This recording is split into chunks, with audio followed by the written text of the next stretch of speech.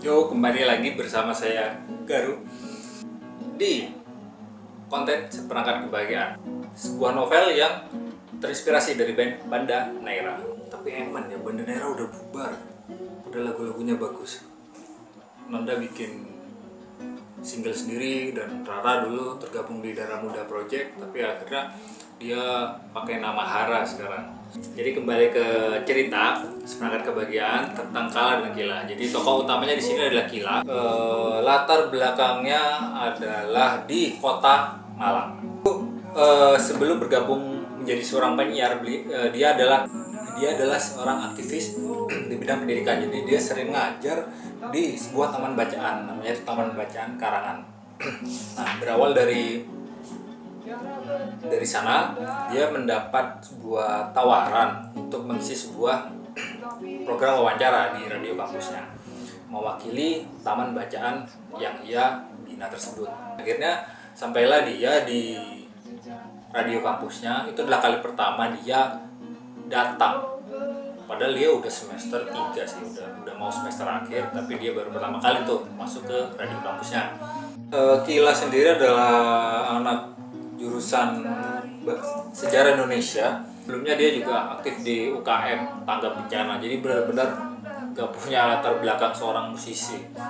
Jadi lebih ke seorang yang ahli sejarah sih malah jatuhnya. Akhirnya ketika di acara tersebut, di acara wawancara di radio Karna FM, radio kampus tersebut, ia pertama kali ketemu sama Kala. Jadi Kala itu adalah kakak kelas beliau, beda 1 tahun, tapi dia udah lama bergabung sebagai penyiar di Karna FM. Dia juga sebagai ketua dari Karna FM itu sendiri di periode tersebut. Jadi di saat itulah Kila diwawancara langsung oleh Kala tentang Taman Bacaan Karangan. Nah, tapi saking asiknya dengan pembicaraan tersebut, membuat Kala sama Kila itu udah kayak bukan antara interviewer sama yang diwawancara nih, yang interview, tetapi udah kayak dua penyiar gitu, saling cerita, saling ngobrol. Setelah acara wawancara tentang taman bacaan tersebut, Kila dipanggil nih sama Septi. Nah, jadi Kak Septi ini temennya Kala bilang nih, Kila nggak mau nih jadi jadi pembawa acara di sini, penyiar radio nih. Soalnya di sini juga lagi butuh lowongan nih. Soalnya kamu tadi wawancaranya bagus, udah kayak penyiar bukan kayak orang yang diwawancarai gitu. Asik banget, mau nggak gabung gitu? Soalnya lagi buka pendaftaran. Akhirnya setelah mikir lama, sehari 2 hari lah gitu, kira-kira mengiyakan bahwa dia mau bergabung sebagai seorang penyiar radio di Karna FM. Hal lucu yang terjadi ketika pertama kali Kila datang ke radio tersebut adalah Kala itu lagi kan memang posisi radio tersebut di bawahnya menara masjid gitu. Nah, Kala itu lagi ngepel masjid. Nah, di situ Kila ketemu, dikira dia tuh penjaga masjid. Nah, Kila sendiri kan memang latar keluarganya adalah orang Bandung, jadi ya dia bilang tuh, punten ah. Nah, terus dijawablah sama Kala, iya teh gitu. Nah, cuma si Kila nggak ngeh gitu, nggak nyadar bahwa kan itu lagi di Malang gitu. Di Malang kan bukan pakai bahasa Sunda tapi pakai bahasa Jawa. Nah, dia baru sadar ketika di dalam radio itu loh, ternyata yang mau wawancari dia si Kala itu ternyata yang tadi yang ngepel masjid, dikira kayak dia tuh penjaga masjid gitu. Saking memang mungkin karena memang Kala memang juga sebagai anggota dari takmir masjidnya sih memang, tapi memang secara dandanan juga kayaknya Kala itu memang cocok banget lah gitu sebagai penjaga masjid. Itu sih hal yang nggak pernah diduga oleh Kila gitu sebelumnya.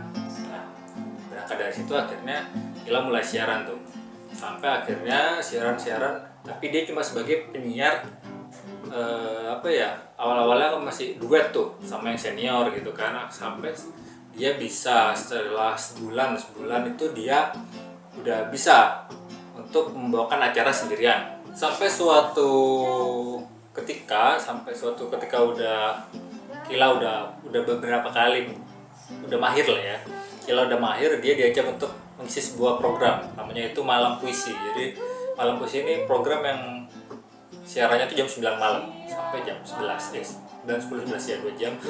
Yang isinya tuh tentang puisi, jadi membacakan request lagu, tetap ada request lagu, tetap ada titip pesan, titip salam, terus ada juga di situ Kala membacakan sebuah puisi, buah sajak, ataupun juga kadang sebuah cerita, bahkan sampai monolog. Nah, sedangkan untuk musik pengiringnya kadang tuh Kala sendiri yang mengiringi, jadi kadang pakai gitar, kadang pakai perkusi gitu. Nah, Kila diajak untuk gabung di acara tersebut. Nah, ternyata Kila itu punya latar belakang bisa main keyboard, bisa main piano. Akhirnya diain lah. Dan di situ Kila merasa takjub dengan cara Kala bercerita, cara Kala memilih kalimat gitu. Di situ akhirnya dengan bergabungnya Kila di sana karena ada suara cewek, terus juga interaksinya juga asik, booming tuh acara ini nih, Malam Puisi.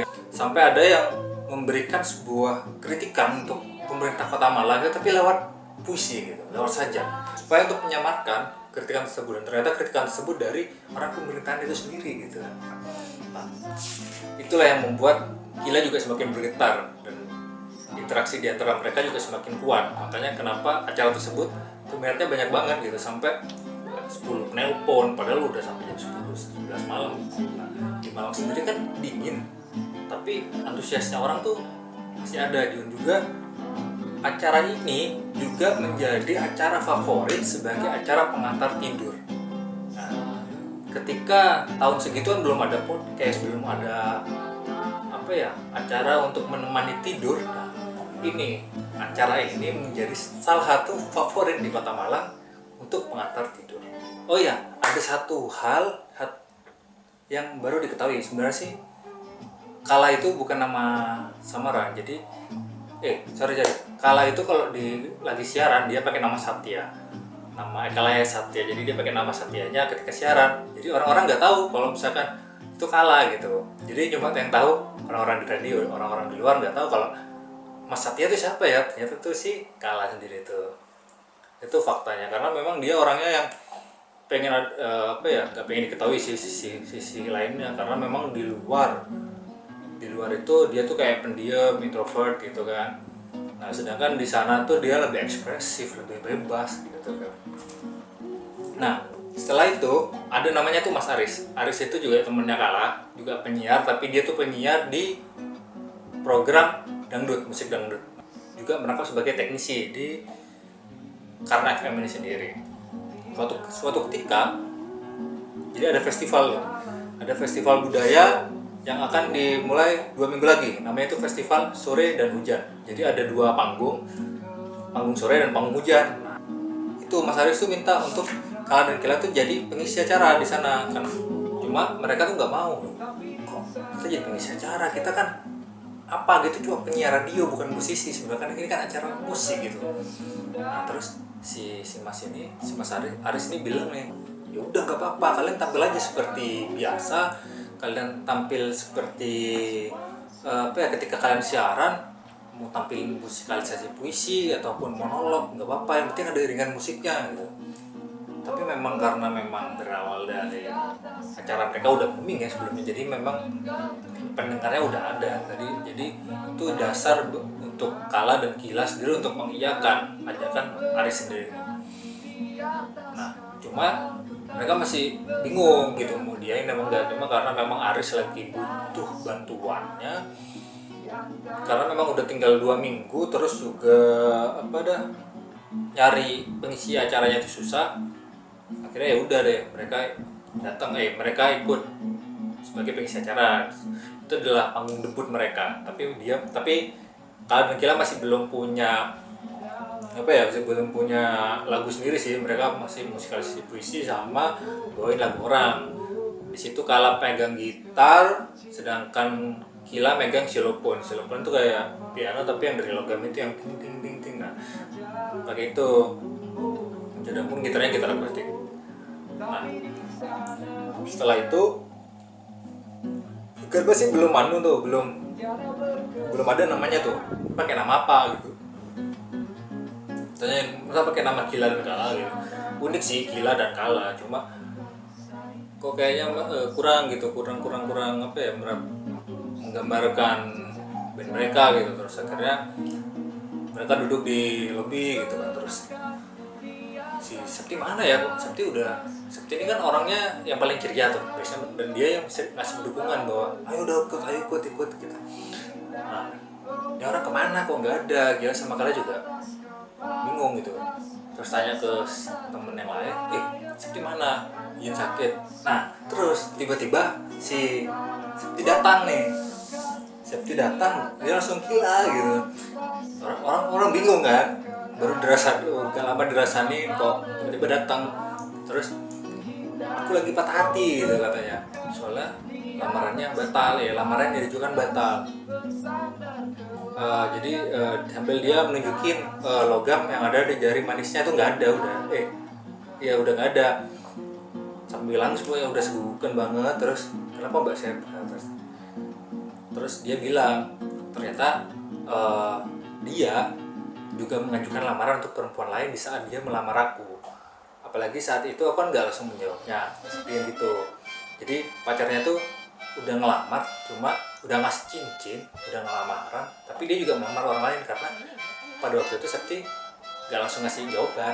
Teman-teman lain cuma bisa ngasih, udah sabar, mau gimana lagi gitu kan ya. Terus ya Sep, terus apa dah, mungkin ada alasan Allah ngasih jalan seperti ini gitu kan.